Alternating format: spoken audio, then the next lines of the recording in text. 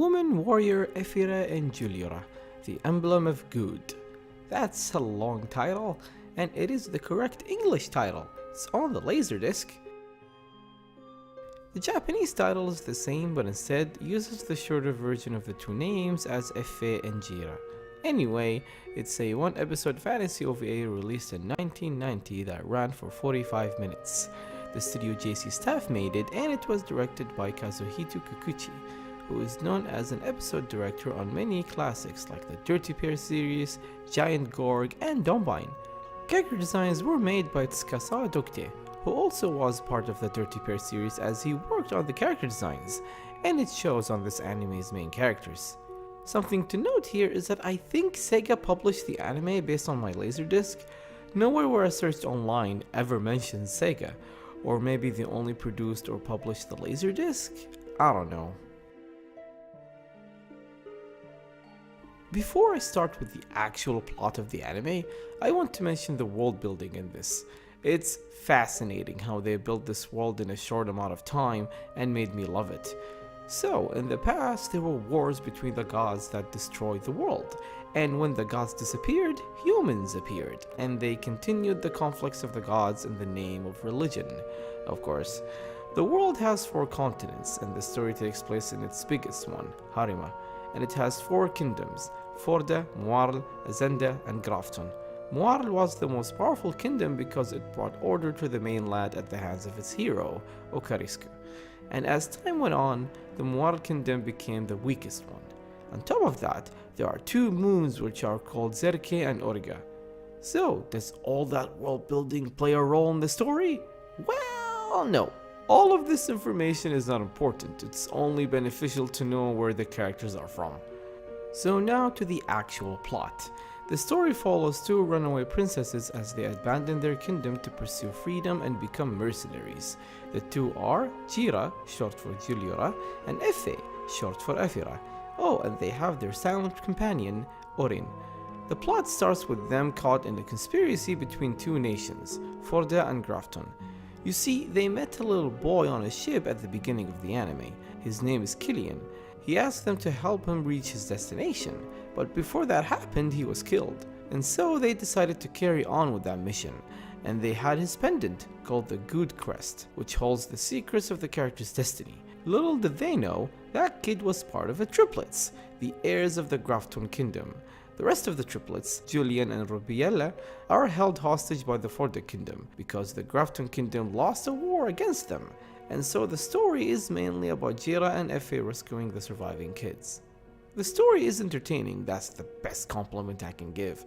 It's a fun little fantasy anime, but it wasn't memorable by any means.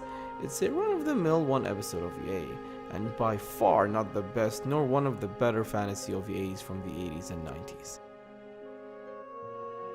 The characters are lovable and never dull.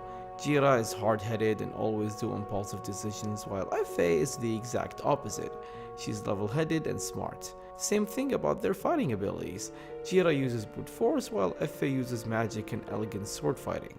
The villains and the supporting characters give variety to the entire anime because all of them are different, so thankfully a mundane cast of characters was avoided. My only problem with the story is that I wish there were more, because the moment I started to enjoy the anime and got hooked, it ended. I don't know how to describe that. Some people call it fast pacing, well yeah, but Legend of Lennier had fast pacing as well, but when it ended, I was satisfied. This anime did not do that. Plus, this massive world building wasn't utilized at all, and since I loved that, I was left disappointed. The art is my cup of tea if you follow my channel. Character and costume designs are superb, the creatures look threatening, and the world as a whole has its personality. Everything looks colorful when it has to be. Even though the art is not the type that has a lot of attention to detail, it was enough to satisfy my nostalgic fantasy feel. By far my favorite character design is Efe. She's also my favorite character in the OVA. The Holy Mother of Forda reminds me of Competitors V's first villain, Oriana. Maybe because she's a huge statue as well? I don't know, she was the first thing that came to mind when I saw the Holy Mother. The animation is okay, but in no means it was terrible. The action scenes were fast and very pleasing to watch. There is one gory scene that was delicious and put a smile on my face.